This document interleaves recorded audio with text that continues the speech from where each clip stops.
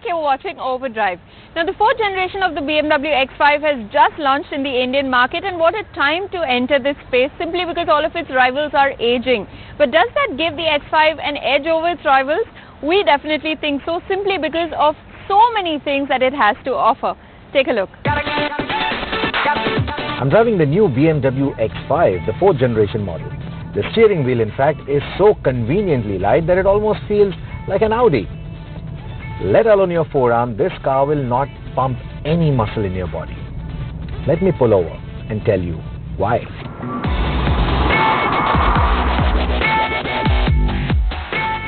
You can ask the car to park itself, of course, but given the tight spaces that are aplenty in India, you might have to park the car yourself. But when you do that, you don't have to creak your neck to ensure a safe parking space. There are enough cameras all around the car, enough proximity sensors all around the car to tell you exactly where you're parking, how close you are to the surroundings, to the obstructions like you have here right now.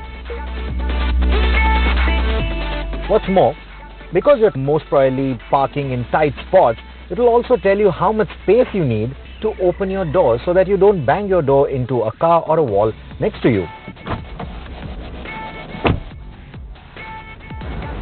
On a similar thought, even the boot lid has a split design. And as you would expect, both the panes are electronically operated. Of course, you don't even have to move a muscle if you want to drop the seats and increase the boot space, because even that is electronically controlled. Thankfully, the wheel doesn't pop out on its own, but if you spec this car with run-flat tires, probably you will never need that spare wheel at all.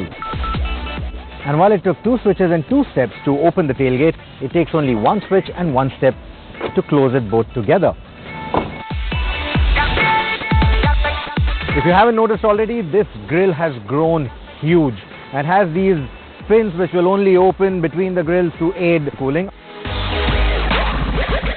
The vertical slats also look more imposing and natural than the studded grille that we saw on the Z4. The grille isn't as polarizing as we thought and fits well into the X5's design and form, so don't let the images cloud your opinion.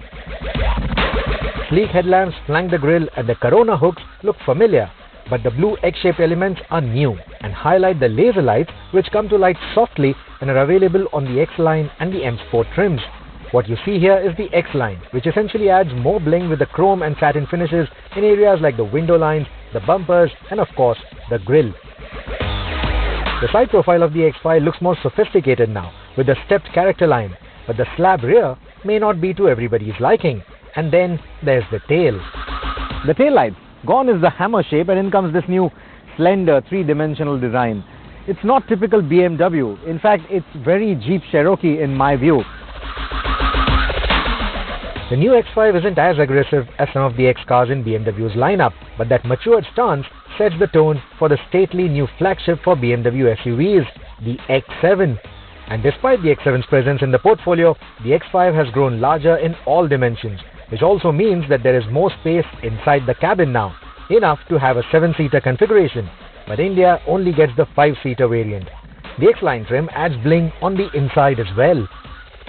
Not just the regular shiny bits like chrome and satin and such, but also this crystal work. One that has a prism effect and can beam rainbows on the dashboard if the lighting is right.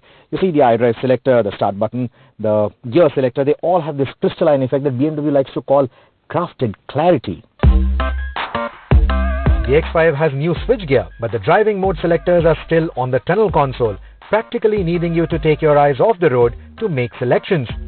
The instrumentation doesn't need you to do that though. Perched high up on the dashboard, tilted towards the driver with its ultra-crisp display that's easy to read even in bright daylight. Oh, and by the way, changing the driving mode also changes the color theme for the entire interface now and not just the instrumentation. The other display I like, the other crispness I like is that of the instrumentation. It's all digital now. What I don't like is the reverse tachometer and the amount of information that it gives you. It's just too much. There is a lot happening here. Good for some, but for some it could lead to a sensory overload. Now you could have filtered it down to the basics by using the head-up display, but there is none.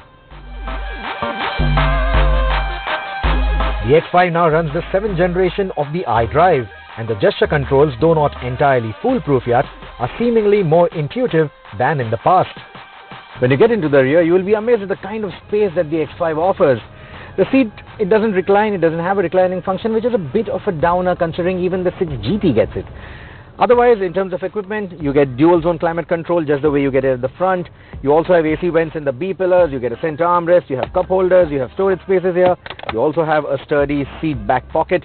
Both the seat backs also get USB-C ports, and you also have this little mechanism to mount various accessories like a coat hanger or maybe a tablet dock. Many compatible accessories that BMW has on offer go right in there. So in terms of equipment, in terms of comfort, in terms of space, this is a good place to be in.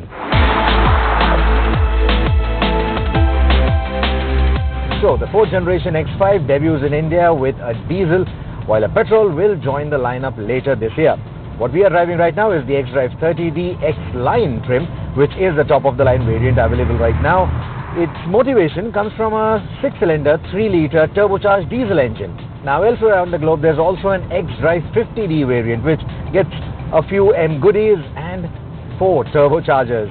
Of course, that would be a very powerful, very fun to drive car that would be great to drive, great to own. But the X-Drive 30D is quite impressive too.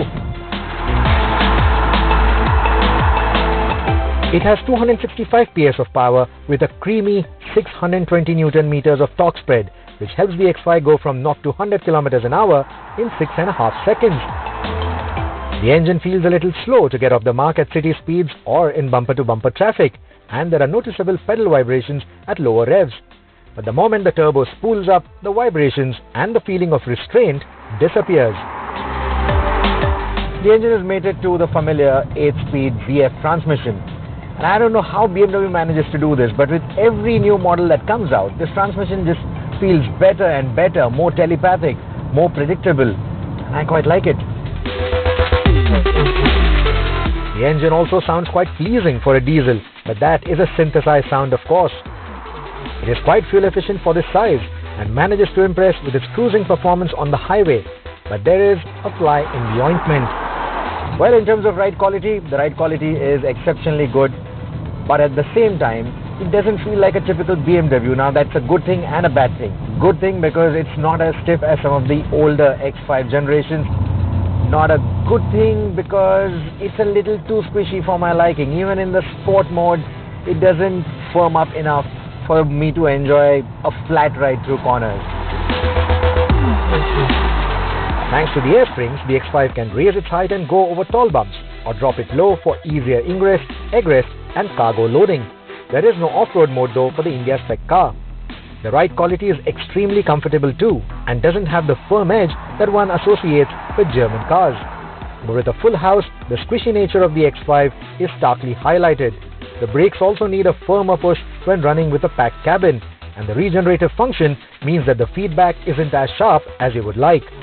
They are progressive nevertheless, but certainly need getting used to. The sport mode offers some respite, but this is not the ultimate driving machine, which brings me back to what we started with. The new X5 has become a lot softer than its predecessors, and that is a clear reflection of what the consumers want in this segment, and that far outweighs the expectations of BMW purists. I would have liked to see a far greater number of assistance systems though. Despite their absence, the X5 at the moment is probably still one of the best luxury SUVs in this space, with the kit that it brings along and the space that it offers. This space right now is actually quite exciting to shop in because you have a new GLE coming out, you have a new GLS coming out, Audi has a Q8 coming out, they are even updating the Q7 with equipment. So if you are shopping in this particular space, if you are looking for a full-size luxury SUV in a 5-seat or a 7-seat format, then there are plenty of new options that are opening up in this space right now. So like I said, it is an exciting time, and the X5 certainly deserves your attention. Toyota India has just